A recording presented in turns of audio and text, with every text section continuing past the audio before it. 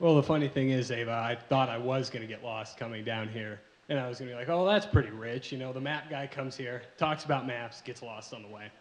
So I'm going to talk to all you guys about how to map your life and how to live in a geocentric world.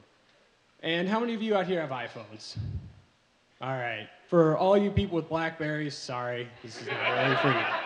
So what is geocentric? You can use GPS to figure out where you are and things that you need to do. You can use minimal services like Google Maps, and you can go mobile with your GPS. You can put it in your iPhone. It's in your new Chevys, your TomTom or your Magellan, and they use it with your OnStar as well. So you're kind of surrounded by it. So try and run if you like, but you're not going to get far. So the first thing, kind of your more basic thing, is Google Maps. You know, you can map where you want to go, I-94, your favorite spot in North Dakota near Medora, or the entrance to the Drake Center in case you've never been here and think you might get lost. So on your iPhone, what can all these do? You can find your parking spot or find your dinner. With Urban Spoon, you can select your cuisine, pick a price range, shake, and it'll tell you what restaurants are near you. You can find your friends, play Foursquare, you know, you can become the mayor of your local coffee shop, or you can use Google Latitude and find your friends, meet them for coffee, figure out where they are and where they like to spend their time. You can find the speed traps if you're like me and have a tendency to do a little bit faster than they recommend on those rural highways.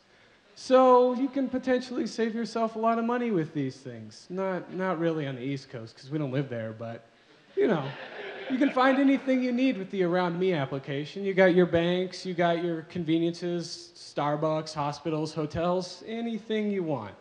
You can find with just a shake or a click of the map.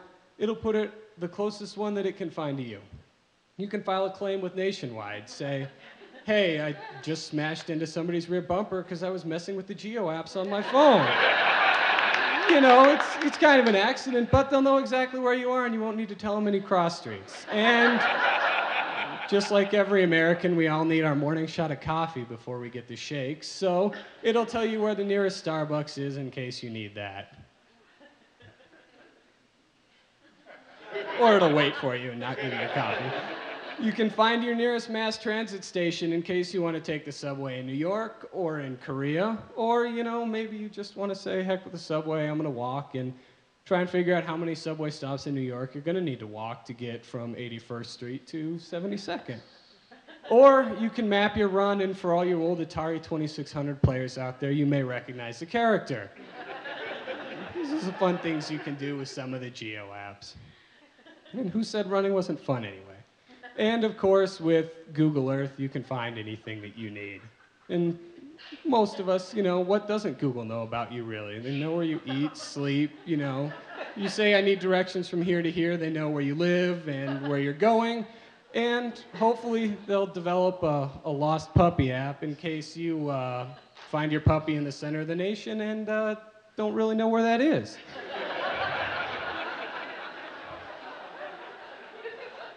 And there's always geocaching. For those of you who are not map nerds like me, geocaching is where you get your best outdoor gear on, grab your GPS, and go find a bag of junk that somebody left in some random spot. You know, it's always hard, and all these things are awesome, right? Look at all those people. They're down in Midtown Manhattan waiting at the Apple Store for the new iPhone. So many things that can help you. So much fun to be had. Oh, man, it's great. And if you're like this guy, you know, just kind of lounging around, you've gotten all comfortable with your Geo apps, you've learned how to use your Urban Spoon, and you know how to map, and it'll tell you the directions, and you don't mind a cell phone barking at you when you're trying to drive somewhere. Just remember that there are Geo nerds coalescing, conversing online, forming discrete social networks, and then disbanding at the moment someone hints of their existence. And they're just sitting there preparing, waiting for you to get all comfortable. And soon you'll hit geo-global domination.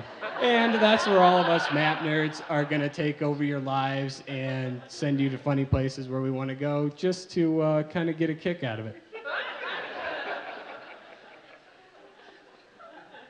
Thanks. Have a good night, guys.